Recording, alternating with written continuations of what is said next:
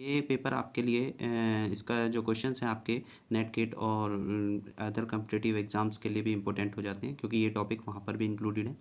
तो आप इससे रिलेटेड जो भी क्वेश्चंस हैं उनको अच्छे से प्रैक्टिस कर सकते हैं आपके कॉम्पिटिटिव एग्ज़ाम्स के लिए।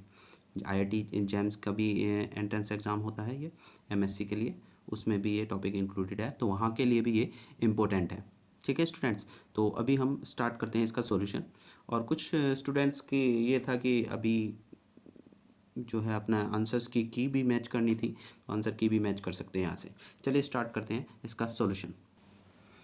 क्वेश्चन नंबर 1 आपके सामने है, for all x and y and z real number such that x less than y, x y से छोटा है, और z less than 0 that means negative है। तो अगर x और y कोई भी दो रियल नंबर है और z किसी नेगेटिव नंबर से अगर हम मल्टीप्लाई कर दे रहे हैं, ऑप्शन में अगर हम देखें तो यहाँ पर मल्टीप्लाई हो रही है दोनों साइड z की, तो z कोई नेगेटिव नंबर है उससे मल्टीप्लाई करेंगे दोनों साइड, z जो कि नेगेटिव नंबर है, तो नेगेटिव नंबर से मल्टीप्लाई करने पर इनइक्वालिटी रिवर्स हो जाती है। दैट मीन्स ये लेस देन x वाली साइड है, तो ये इस साइड y इस साइड लेस हो जाएगा और x ग्रेटर हो जाएगा। इट मीन्स ऑप्शन यहाँ पर ए करेक्ट हो जाएगा, x z greater than y z। ठीक है, नेक्स्ट क्वेश्चन देखते हैं हम यहाँ पर। क्वेश्चन यानी कि यहाँ पर ऑप्शन आपका ए करेक्ट हो जाएगा, option A is correct option. Next अब हम क्वेश्चन नंबर 2 की तरफ बढ़ते हैं। Question number 2, a sequence SN is oscillatory sequence if it is, कोई भी सीक्वेंस ऑक्सिलेटरी सीक्वेंस होगी अगर वो डाइवर्जेंट या कन्वर्जेंट दोनों में से कुछ भी ना हो, तो वो सीक्वेंस क्या होती है, ऑक्सिलेटरी। तो यहाँ पर आपका ऑप्शन सी करेक्ट हो जाएगा स्टूडेंट। उसके बाद हम क्वेश्चन नंबर 3 पर बढ़ते हैं। If limit SN is equal to L1, limit TN is equal to L2, then limit of SN into TN, यानी कि दो अलग अलग सीक्वेंस है, एक SN और एक TN, दोनों की अलग अलग लिमिट्स हमें L1 L2 दी हैं, तो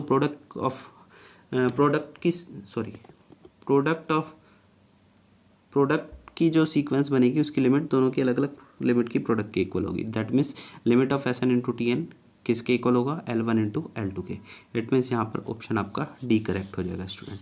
अब चलते हैं हम क्वेश्चन नंबर 4 की तरफ। क्वेश्चन नंबर 4 क्या कहता है, sequence SN where SN is equal to n upon n+1 converges to, तो यहाँ पर ये सीक्वेंस किसकी तरफ को कन्वर्स करेगी ये हमें बताना है। तो स्टूडेंट यहाँ पर ये जो सीक्वेंस हमारी है, इसमें हम इस सीक्वेंस में डायरेक्ट लिमिट निकाल देते हैं n टेंस टू इन्फिनेटिव। तो यहाँ पर आप n tends to infinity limit निकालेंगे n अपॉन n+1 की, तो यहाँ से कितना आ जाएगा, numerator denominator L Hospital rule लगाएंगे, क्योंकि इन्फिनिटी बाय इन्फिनिटी की फॉर्म बन रही है लिमिट रखने पर। तो इसको रिमूव करने के लिए हम न्यूमरेटर डिनोमिनेटर को डिफरेंशिएट कर देते हैं एल हॉस्पिटल रूल के अकॉर्डिंग एन के रेस्पेक्ट में। तो ऊपर 1 हो जाएगा और नीचे भी आपका 1 आ जाएगा, तो सॉल्व करके ये 1 आ गया। दैट मीन्स ये किसकी तरफ को कन्वर्ज करेगी, 1 की तरफ को, क्योंकि इसकी लिमिट 1 आ रही है। तो ऑप्शन आपका बी करेक्ट हो जाएगा यहाँ पर। Next question number 5, the sequence 2 - 2 - 2, आप देख रहे हैं यहाँ पर ये ना तो इंक्रीज हो रही है लगातार ना डिक्रीज, क्योंकि टर्म वाइज ये कभी 2 से -2 डिक्रीज हुई, फिर -2 से 2 इंक्रीज हुई। इट मीन्स ना तो ये कन्वर्जेंट है ना ही डाइवर्जेंट है। हाँ, ये सीरीज जो है वो ऑक्सिलेटरी है, तो ये तो श्योर है ऑक्सिलेटरी है। अब ऑक्सिलेटरी में बाउंडेड और अनबाउंडेड दोनों बात कह रहे हैं। तो ये सीक्वेंस अगर हम ध्यान से देखें तो बाउंडेड है, क्योंकि सीक्वेंस बाउंडेड तब होती है जब हमें दो नंबर ऐसे मिल जाए कि सीक्वेंस का हर एक वैल्यू उन दोनों के बीच में लाई करें। तो हम ये देख सकते हैं कि सीक्वेंस SN के कोई भी वैल्यू देखें तो वो -2 और +2 के इन बिटवीन ही रह रही है, मीन्स -2 और 2 के बीच में ही ऑक्सिलेट कर रही है। इससे 2 से ज़्यादा नहीं हो रही वैल्यू कोई भी, और -2 से कम नहीं हो रही, तो सीक्वेंस बाउंडेड भी है। तो इट मीन्स ऑप्शन हमारा डी करेक्ट हो जाएगा, क्योंकि सीक्वेंस बाउंडेड और ऑक्सिलेटरी दोनों है। ऑप्शन ए और बी दोनों करेक्ट है। यहाँ पर अगर हम क्वेश्चन नंबर 6 की बात करें, तो क्वेश्चन नंबर 6 में हमें SN दिया है और लिमिट हमें ये n टेंस टू इन्फिनिटी पर SN की फाइंड आउट करनी है क्वेश्चन नंबर 6 में। तो इसमें स्टूडेंट हम क्या कर सकते हैं कि इसमें लिमिट की एक प्रॉपर्टी लगा सकते हैं कि लिमिट अगर SN is equal to AN to the power 1/n है, तो लिमिट ऑफ SN एक थ्योरम है, is equal to limit of SN is equal to किसके इक्वल होता है, limit of n tends to infinity of SN+1 upon SN, AN+1 upon AN के। तो यहाँ पर हमारा AN कितना है, AN अगर हम ध्यान से देखें तो AN इज इक्वल टू हमारा है यहाँ पर 3n factorial upon n factorial two the cube. तो AN+1 हमें यहाँ से मिल जाएगा, वो आ जाएगा 3n + 3 factorial upon n + 1 factorial, क्योंकि हमने n को n से n+1 से रिप्लेस किया है, और उसके बाद हम यहाँ से वैल्यू निकाल सकते हैं। आप सॉल्व करेंगे तो आंसर आपको मिल जाएगा। यहाँ से इसका ऑप्शन 27 करेक्ट आ जाएगा आंसर, तो ऑप्शन बी यहाँ से करेक्ट आ जाएगा। उसके बाद क्वेश्चन नंबर 7 पर चलते हैं। क्वेश्चन नंबर 7 क्या कहता है? क्वेश्चन नंबर 7 कहता है कि which of the following is not true, every bounded monotonic sequence convergent. ये बिल्कुल सही है कि हर एक बाउंडेड और मोनोटोनिक सीक्वेंस कन्वर्जेंट होती है। Every Kochi sequence is bounded, ये भी करेक्ट है। The limit of A sequence is unique, ये भी करेक्ट है। किसी भी सीक्वेंस की अगर लिमिट एग्जिस्ट करती है तो वो यूनिट होती है। D sequence this is convergent, तो आप देख सकते हैं ये सीक्वेंस ना तो कन्वर्जेंट है ना ही डाइवर्जेंट, जैसे कि हमने ऊपर -2 वाली सीक्वेंस देखी थी, तो ये ऑक्सीलेटरी है। तो ऑप्शन यहाँ पर ये डी करेक्ट हो जाएगा, क्योंकि इसमें ट्रू नॉट ट्रू पूछ रहा है, तो ये ट्रू नहीं है। उसके बाद हम क्वेश्चन नंबर 8 पर चलते हैं। तो क्वेश्चन नंबर 8 में अगर हम स्टूडेंट यहाँ पर देखेंगे तो आपकी यहाँ पर ये बहुत सारे टर्म्स की यहाँ पर प्रोडक्ट है, इसकी हमें लिमिट फाइंड आउट करनी है। तो इसके लिए भी हमने एक थ्योरम पढ़ी हुई है कि S1 × S2 × S3 and so on, इस तरीके से बहुत सारे टर्म्स की प्रोडक्ट की होल पावर 1/n है, तो उसकी लिमिट किसके इक्वल होती है? लिमिट इज इक्वल टू होती है limit n tends to infinity of Sn के। तो यहाँ से इसकी हम लिमिट निकाल लेंगे। तो स्टूडेंट यहाँ से सॉल्व करके इसका आंसर आप देख सकते हैं। हाँ, तो ये किसके इक्वल होता है? थ्योरम के according S1 × S2 × Sn, N terms बहुत सारे टर्म प्रोडक्ट में होल पावर 1/n है, तो उसकी लिमिट अगर सॉल्व करनी है तो वो किसके इक्वल होती है? लिमिट ऑफ Sn के। तो यहाँ पर हम देख रहे हैं S1 ये हो गया 2/1, S2 ये हो गया, S3 ये हो गया, तो Sn क्या हुआ? सबसे लास्ट टर्म, तो Sn हमें मिल गया है। तो ये टोटल की पावर 1/n यही फॉर्म बन रही है। तो इस फार्मूले के अकॉर्डिंग इसकी लिमिट किसके इक्वल होगी? जो ये Sn है इसकी लिमिट के इक्वल। तो इसकी लिमिट किसके सॉल्व कर लेते हैं हम? n टेंड्स टू इन्फिनिटिव, ये किसके इक्वल हो जाएगा? n+1 अपॉन n⁴n, और इसको अगर हम दोनों के डिवाइड में ले जाएं तो ये किसके इक्वल होगा? n को यहाँ से, तो ये रहेगा 1 + 1/n⁴n, और ये किसके इक्वल होता है? e के। तो इट मीन्स ये वैल्यू किसके इक्वल होगी? e के। तो स्टूडेंट यहाँ से ऑप्शन ए करेक्ट हो जाएगा, ऑप्शन ए करेक्ट। चलिए नेक्स्ट क्वेश्चन। हाँ, इस क्वेश्चन में क्या कहता है? लिमिट 1/n ऑफ 1 + 2⁴ + 3⁴ n⁴n, इसकी लिमिट हमें फाइंड आउट करनी है। तो इसके लिए स्टूडेंट हम Cauchy's first theorem on limit का यूज़ करेंगे फार्मूले का। वो क्या कहता है? Limit n tends to infinity S1 + S2 + S3 + Sn whole divided by n की जो लिमिट होती है वो किसके इक्वल होती है? ये लास्ट टर्म जो ऊपर न्यूमरेटर में Sn आ रही है उसकी लिमिट के इक्वल होती है n टेंड्स टू। तो इस फार्मूले के अकॉर्डिंग अगर हमें यहाँ पर ये लिमिट सॉल्व करनी है तो इसमें हम ध्यान से देखें तो ये S1 हो गया, ये S2 हो गया, S3, तो Sn क्या हुआ? ये, तो यानी कि ये लिमिट किसके इक्वल होगी? Limit of n tends to infinity of Sn, that means n⁴ 1/n। और n⁴ 1/n की अगर आप लिमिट निकालेंगे तो इसकी लिमिट सॉल्व करके स्टूडेंट आएगी आपकी 1। ठीक है, तो ऑप्शन यहाँ से आपका सी करेक्ट हो जाएगा।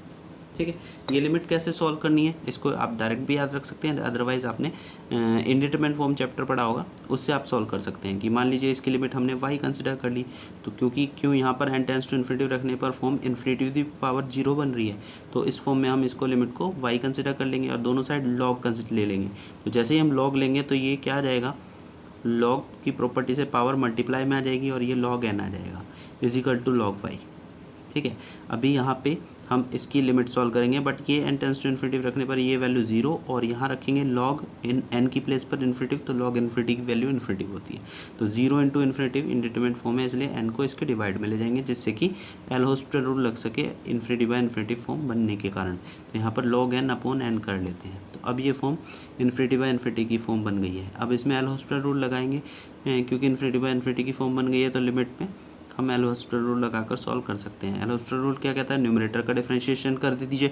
log n का डिफरेंशिएशन क्या होता है? 1/n, और डिनोमिनेटर का भी डिफरेंशिएशन n के रेस्पेक्ट में कर देते हैं, वो हो जाएगा 1, और ये log y की वैल्यू हो जाएगी। n टेंड्स टू इन्फिनिटी पर यहाँ पर लिमिट रखेंगे तो ये वैल्यू आ जाएगी आपकी 0। तो ये वैल्यू किसकी आई है?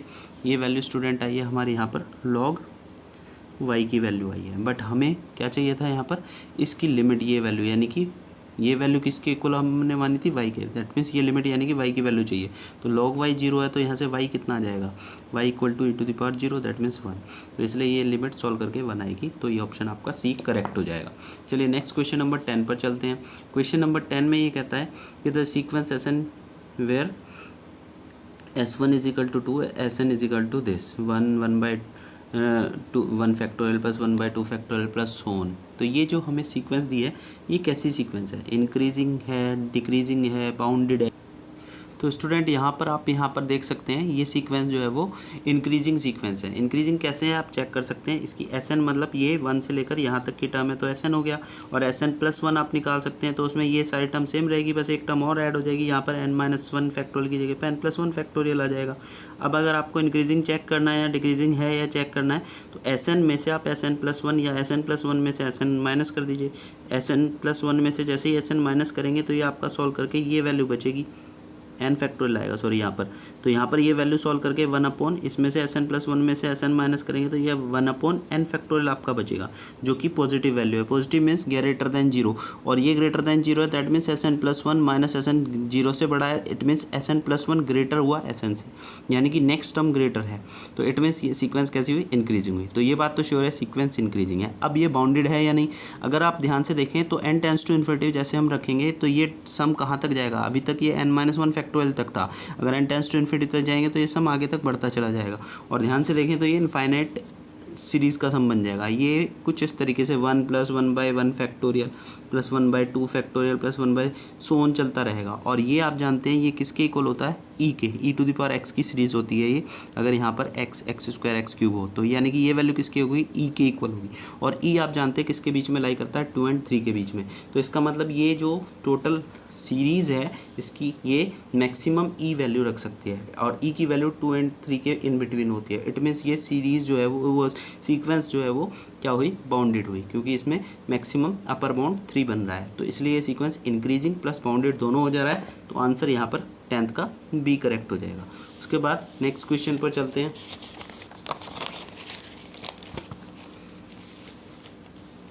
Next question, for the function f जो कि रीमान इंटीग्रेबल है इंटरवल a to b में, स्मॉल m और कैपिटल M इसके बाउंड है। बाउंड मीन्स इन्फीमियम स्मॉल m है और सुप्रीमियम कैपिटल M है। तो उस केस में हमें इनमें से देखना है कौन सा रिलेशन सेटिस्फाई करता है। तो स्टूडेंट ये ध्यान रखिएगा कि किसी भी फंक्शन का इंटीग्रल किसी इंटरवल a to b में हमेशा उसके इन्फीमियम और इंटरवल की लेंथ की प्रोडक्ट से ग्रेटर दैन इक्वल टू होता है, और सुप्रीमियम इंटू लेंथ ऑफ इंटरवल से लेस देन और इक्वल होता है। अगर a और b में b ग्रेटर है तो b ग्रेटर है तो इसका मतलब ये वैल्यू इससे ये कंडीशन सेटिस्फाई कर जाएगी। तो इस क्योंकि यहाँ पर b ग्रेटर देन है इक्वल।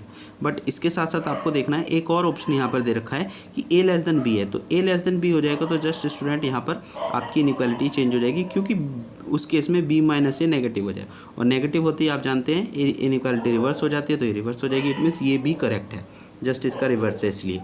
तो इसका मतलब बी और ए दोनों ऑप्शन करेक्ट है, तो आपका ऑप्शन सी यहाँ पर करेक्ट हो जाएगा 12th का। उसके बाद क्वेश्चन नंबर 13 पर चलते हैं। क्वेश्चन नंबर 13 में कहता है for the integral this what is the value of mu.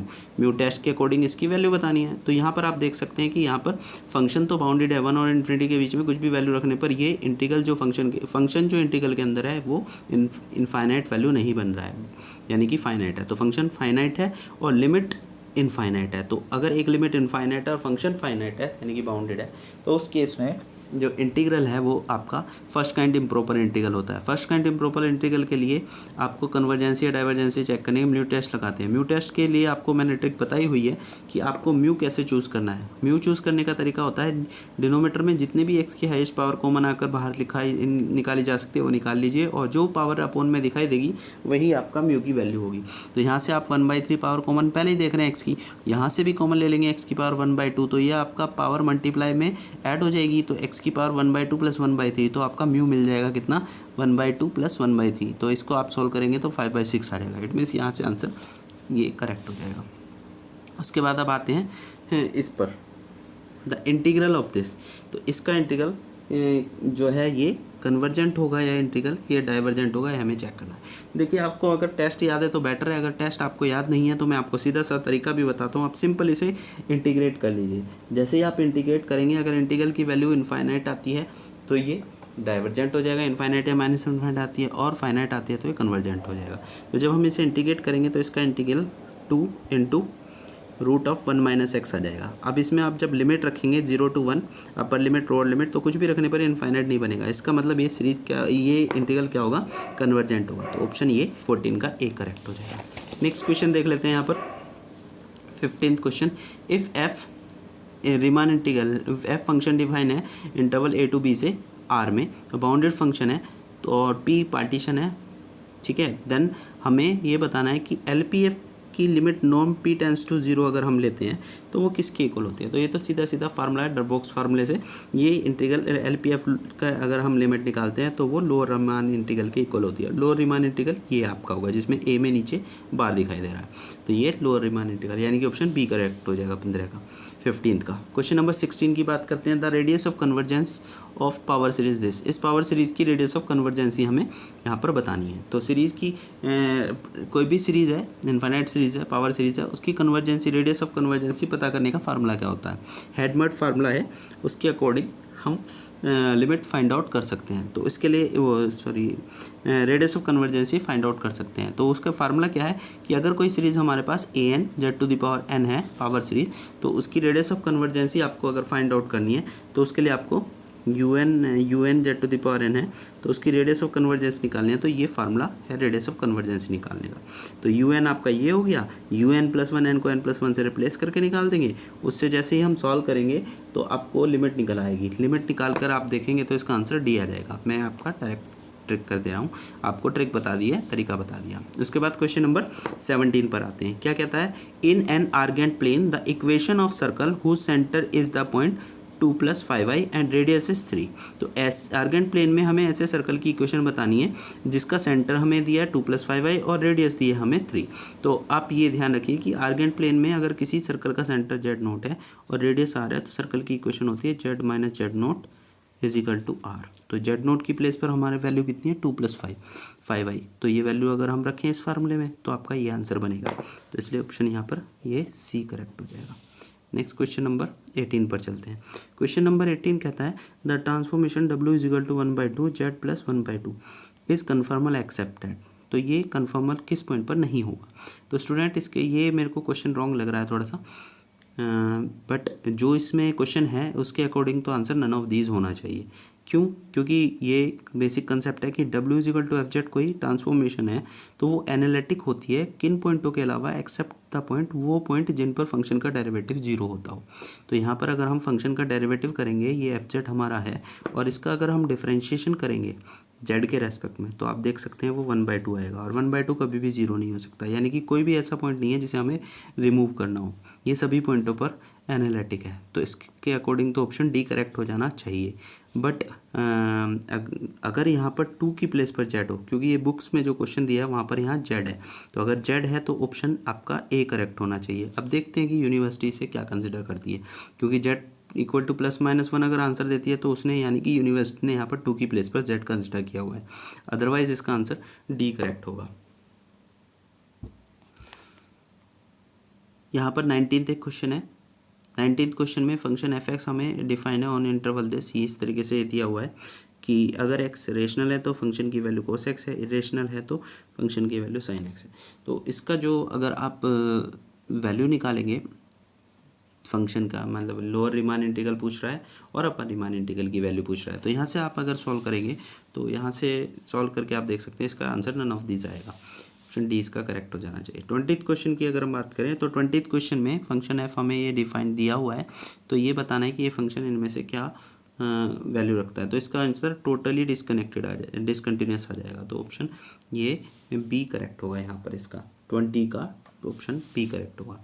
उसके बाद 21 पर आते हैं। S N limit Sn = L दिया हुआ है और Tn = L' दिया हुआ है। L' की जो वैल्यू है वो 0 नहीं है, तो Sn/Tn की लिमिट क्या होगी। सिंपल, दोनों की अलग अलग लिमिट के डिवीज़न की इक्वल, यानी कि Sn और Tn की जो लिमिट है उनकी रेशो की इक्वल है L/L'। तो ये ऑप्शन सी करेक्ट हो जाएगा। नेक्स्ट क्वेश्चन देखते हैं यहाँ से। तो ये हमें यहाँ पर लिमिट निकालनी है, ये लिमिट सॉल्व करनी है, इसकी क्या होगी n टेंस टू इन्फिनिटी पर। तो इसका आंसर आप सॉल्व करेंगे तो ऑप्शन सी करेक्ट आ जाएगा 22 का ऑप्शन।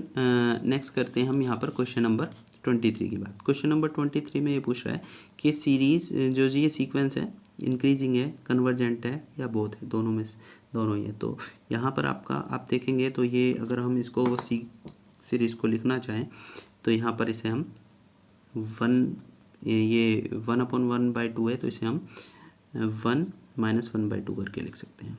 ऐसे ही इसे अगर हम देखें तो इसे हम 1/2 -1/3 लिख सकते हैं।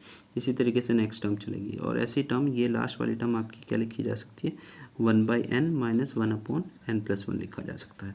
तो अब अगर देखें तो ये टर्म -1/2 + 1/2 कैंसिल, ऐसे कैंसिल आउट होती चली जाएगी। आपका यहाँ से 1 बचेगा और ये 1/n+1 बचेगा। तो इट मीन्स Sn = हमारा कितना आता है, 1 - 1/n+1। आप यहाँ से देख सकते हैं जैसे जैसे n इंक्रीज होगा मीन्स इन्फिनिटी की तरफ को जाएगा, तो ये वैल्यू किसकी तरफ को जाएगी, 0 की तरफ को। तो 1 - 0 क्या आएगा, 1, एक फाइनाइट वैल्यू आ जाएगी। इट मीन्स ये सीरीज़ क्या है, फाइनाइट वैल्यू की तरफ को कन्वर्ज जा रही है, तो ये कन्वर्जेंट है। और आप Sn - Sn+1 करके देख सकते हैं कि दोनों का डिफरेंस जो है वो एक पॉजिटिव क्वांटिटी आएगी। तो इसका मतलब ये इंक्रीजिंग भी है, इंक्रीजिंग और कन्वर्जेंट दोनों है। ऑप्शन आपका सी करेक्ट हो जाएगा। नेक्स्ट क्वेश्चन नंबर 24 पर चलते हैं। 24 में कहता है लिमिट ऑफ दिस। तो लिमिट ऑफ दिस निकालने के लिए हम सैंडविच थ्योरम का यूज़ करेंगे। सैंडविच थ्योरम के अकॉर्डिंग इसका आंसर आप देख सकते हैं। सैंडविच थ्योरम के अकॉर्डिंग आपको क्या करना होगा कि ये जो लिमिट निकालनी है, इसमें आप देख सकते हैं बहुत सारे टर्म्स का सम है। तो आप इसमें क्या कर सकते हैं कि इस टोटल सीरीज़ के कॉरस्पॉन्डिंग एक सीरीज़ बनाइए जिसकी सारे टर्म इससे छोटी हों। तो अगर हम यहाँ पर देखें तो इसमें इन सब में सबसे छोटी टर्म ये है और इसकी जगह पर भी ये लिख दिया जाए 1/√2n² + 1। इसकी जगह पर भी 1/√2n² + 1। इसकी जगह पर भी √2n² + 1, सबकी जगह पर। तो ये टोटल जो वैल्यू आएगी वो इससे लेस आएगी। और टोटल क्या बनेगा, वो यही वैल्यू सेम सबकी जगह पर रखी है और n टाइम्स है, तो रखेंगे तो कितना आ जाएगा, n/√2n² + 1। ठीक है, और ये लेस होगा किससे, अगर इस टोटल सम को हम Sn बोल रहे हैं तो ये वैल्यू इससे Sn से लेस हो जाएगी। ऐसे ही हम एक इससे ग्रेटर बना लेंगे। ग्रेटर कैसे बनाएंगे, इन सब में सबसे बड़ी वैल्यू ये होगी। ठीक है, सॉरी, यहाँ पर सबसे छोटी वैल्यू यहाँ पर n लेने से बनेगी और बड़ी वैल्यू यहाँ पर √2n² + 1, क्योंकि जिसका डिनोमिनेटर छोटा होगा वो बड़ा होगा। तो यहाँ पर डिनोमिनेटर सबसे छोटा किसका है, इसका है, तो ये बड़ा है। ठीक है, तो यहाँ पर सबकी जगह पर ये रखेंगे तो एक नहीं n/this आ जाएगा। तो सैंडविच थ्योरम क्या कहती है, सैंडविच थ्योरम ये कहती है कि अगर हमारी कोई सीक्वेंस Sn है और उसके कोरस्पॉन्डिंग दो सीक्वेंस अगर आप Tn और Un पता कर पा रहे हैं कि इसकी हर एक टर्म इससे छोटी हो Sn से और Sn की Un से छोटी हो, और Tn की limit n tends to infinity पर जो आ रही है वही लिमिट Un की n टेंस टू इन्फिनिटी पर आ रही है, तो उस केस में ये जो मिडिल में सीक्वेंस है इसकी भी लिमिट सेम होगी। तो वही कंसेप्ट हम यहाँ पर लगाना चाह रहे हैं।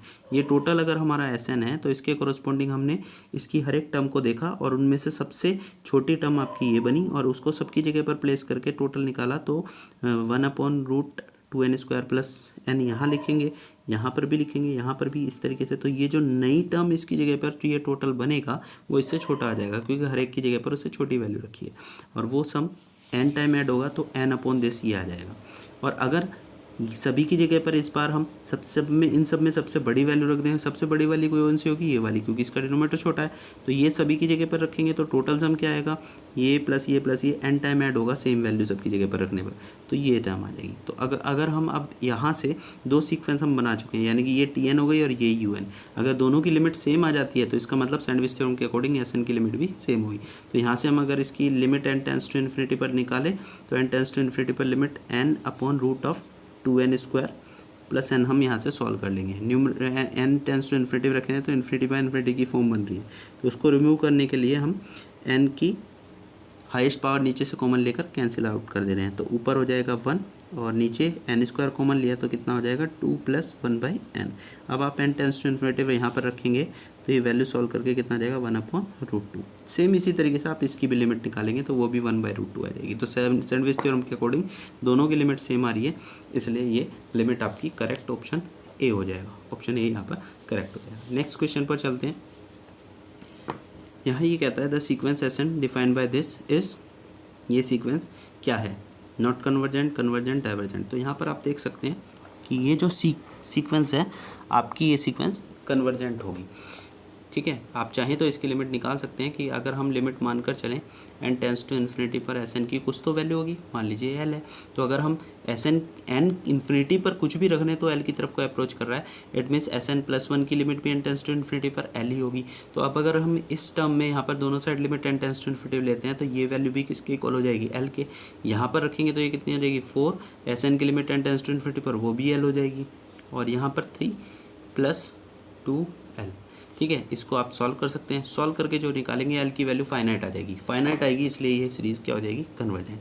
तो यहाँ से कन्वर्जेंट हो जाएगी, सीक्वेंस सॉरी। क्वेश्चन नंबर 26, एसन जो है वो सीक्वेंस इस तरीके से डिफाइन है। अब ये पूछ रहा है ये सीक्वेंस कैसी होगी, तो ये सीक्वेंस के बारे में ये पूछ रहा है कि किस टाइप की होगी। तो आप सॉल्व करके जैसे लास्ट क्वेश्चन में हमने डिस्कस किया था, प्रीवियस क्वेश्चन की तरह सॉल्व करेंगे तो आंसर आपका आएगा बोथ बाउंडेड भी है, मोनोटोनिकली इंक्रीजिंग भी है। नेक्स्ट हम अगर आप बात करें क्वेश्चन नंबर 27 की, 27 में ये कहता है इंटीग्रल दिस इज। तो ये इंटीग्रल क्या होगा, तो इंटीग्रल ये आपका यहाँ पर पूछ रहा है 27 में ये इंटीग्रल क्या होगा। तो यहाँ पर कन्वर्जेंट होगा व्हेन n लेस देन 1 पर, बिल्कुल सही है क्योंकि ये इंटीग्रल टेस्ट कहता है। इंटीग्रल टेस्ट के अकॉर्डिंग यहाँ पर ये अनबाउंडेड हो रहा है लोअर लिमिट a पर, आप देख सकते हैं। तो लिमिट तो फाइनाइट है पर फंक्शन अनबाउंडेड हो रहा है, तो इस तरीके का इंटीग्रल सेकंड काइंड इंटीग्रल कहलाता है, इम्प्रॉपर इंटीग्रल। और सेकंड काइंड इम्प्रॉपर इंटीग्रल का ये स्टैंडर्ड टेस्ट है, इंटीग्रल टेस्ट, और ये कहता है कि अगर पावर n 1 से लेस है तो इंटीग्रल कन्वर्जेंट होता है, ग्रेटर है तो डाइवर्जेंट होता है, इक्वल पे भी डाइवर्जेंट, यानी कि ऑप्शन आपका डी करेक्ट हो जाएगा। All of these are right. Question number 28 में ये कहता है integral this is an improper integral of किस काइंड का, ये किस काइंड का इम्प्रॉपर इंटीग्रल है। तो आप चेक कर सकते हैं कि इम्प्रॉपर इंटीग्रल फर्स्ट काइंड होगा अगर लिमिट इनफाइनाइट हो या माइनस इनफाइनाइट हो पर फंक्शन बाउंडेड हो। तो अगर आप देख सकते हैं माइनस इन्फिनिटी और जीरो के बीच में कुछ भी वैल्यू अगर हम यहाँ पर रखेंगे तो ई टू द पावर एक्स कभी भी इन्फिनेटिव नहीं होने पा रहा, यानी कि फंक्शन तो बाउंडेड है और लिमिट इनफाइनाइट हो, इट मीन्स ये फर्स्ट काइंड का इंटीग्रल है। तो ऑप्शन आपका ए करेक्ट हो जाएगा। नेक्स्ट क्वेश्चन नंबर 29 की तरफ को बढ़ते हैं। द इंटीग्रल दिस इज, ये इंटीग्रल क्या होगा। तो इंटीग्रल अगर हम इस इंटीग्रल की बात करें तो ये आपका इंटीग्रल, ये इंटीग्रल आपका चेक कर सकते हैं, ये ऑप्शन ए एंड बी दोनों हो जाएगा क्योंकि एब्सोल्यूट कन्वर्जेंट है तो कन्वर्जेंट भी होगा और एब्सोल्यूट कन्वर्जेंट भी होगा। नेक्स्ट क्वेश्चन 30 की तरफ को बढ़ते हैं। अंडर द ट्रांसफॉर्मेशन दिस, इस ट्रांसफॉर्मेशन के अंडर में एफ वाई इक्वल टू 0 की इमेज क्या होगी। तो इसकी इमेज पता करनी है तो इसको हम w को हम u plus i v consider कर लेते हैं, यहाँ से z को हम x plus i y consider कर पुट कर देते हैं प्लस 1 माइनस 2i। अब आप यहाँ से रियल इमेजिनरी पार्ट कंपेयर कर लीजिए। तो real part u equal to इधर के रियल पार्ट के इक्वल होगा, इधर से रियल पार्ट कौन कौन बना रहे हैं मिलकर x प्लस 1, और v इमेजिनरी पार्ट v होगा इधर से, और इधर से इमेजिनरी पार्ट कौन बना है जो आयोटा के कोफिशिएंट बनेंगे। तो यहाँ से आयोटा का कोफिशिएंट क्या बनेगा y माइनस 2। ठीक है, इस तरीके से। अब आपको कह रहा है कि y इक्वल टू 0 की इमेज यहाँ से देखनी है। तो y इक्वल टू 0 अगर आप यहाँ रख देंगे तो आप देख सकते हैं v कितना आ जाएगा -2, तो v इक्वल टू -2 आपका ऑप्शन करेक्ट हो जाएगा। तो ऑप्शन बी आपका यहाँ पर करेक्ट हो जाएगा 30 क्वेश्चन के लिए। अब आते हैं 31 क्वेश्चन पर। The cross ratio of 4 points this take in this order. तो ये क्रॉस रेशो क्या होगा, तो क्रॉस रेशो की सीधा Z1 minus Z2 upon Z2 minus Z3 या Z3 minus Z4 upon Z4 minus Z1। तो ऑप्शन बी आपका यहाँ पर करेक्ट है क्रॉस रेशो की डेफिनेशन के।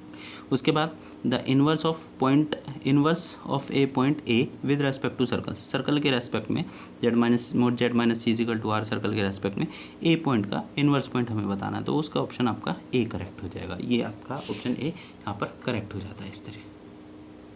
33 the bilinear transformation which map this Z1 is equal to 1, Z2 is equal to -1, Z3 is equal to 1 and into the point this. तो ये cross ratio वो bilinear transformation निकालनी है जो इन पॉइंटों को, जेड प्लेन के इन पॉइंटों को डब्ल्यू प्लेन के इन पॉइंटों में मैप करती हो, ट्रांसफॉर्म करती हो। तो ऐसा पता करने के लिए सिंपल प्रोसेस है कि आपको 3 पॉइंट दिए हैं तो आप एक चौथा पॉइंट जेड प्लेन में जेड मान लीजिए। तो उनके क्रॉस रेशो को प्रिजर्व रखते हुए आपको, क्योंकि बाइलिनियर ट्रांसफॉर्मेशन की प्रॉपर्टी होती है कि क्रॉस रेशो प्रिजर्व रहता है। जेड प्लेन में जो 4 पॉइंट का क्रॉस रेशो आएगा वही डब्ल्यू प्लेन में 4 पॉइंट्स का क्रॉस रेशो आएगा। तो इसको अगर हम अप्लाई करेंगे तो एक 4 पॉइंट हम जेड ले लेते हैं, तो जेड माइनस Z1 उनका क्रॉस रेशो, इन 3 पॉइंटों के साथ जेड का क्रॉस रेशो क्या बनेगा, Z minus Z1 upon Z1 minus Z2, numerator में Z2 minus Z3 upon Z3 minus Z, ये आ जाएगा। और इसी तरीके से डब्ल्यू प्लेन में एक नया पॉइंट 4th पॉइंट डब्ल्यू ले लेते हैं, और 3 पॉइंट्स यहाँ पर हैं ही। तो उनका क्रॉस रेशो क्या होगा, W minus W1 upon W1 minus W2, फिर न्यूमरेटर में W2 माइनस W3 और अपॉन में W3 माइनस W। ठीक है। अभी आप यहाँ पर ये वैल्यू रख दीजिए और उसके बाद सॉल्व करके यहाँ से W की वैल्यू निकाल लीजिए, Z1 Z2 ये सब वैल्यू यहाँ पर रख दीजिए और सॉल्व करके W की वैल्यू इन टर्म्स ऑफ आपको Z मिल जाएगी। तो इस तरीके से इसको जब सॉल्व करेंगे तो इसका आंसर A यहाँ से मिल जाएगा। उसके बाद क्वेश्चन नंबर 34 पर आते हैं। The cross ratio is real if and only 4 points this lie on. तो अगर क्रॉस रेशो रियल होगा तो वो तब होगा जब ये 4 पॉइंट्स का क्रॉस रेशो किस पर लाई करें, ये ऑप्शन आपका सी करेक्ट हो जाएगा। या तो वो सर्कल पर सर्कुलर हो, ठीक है, या फिर स्ट्रेट लाइन हो, तो दोनों ही केस में ये सही है। उसके बाद every bilinear form which has only one fix point can be written as.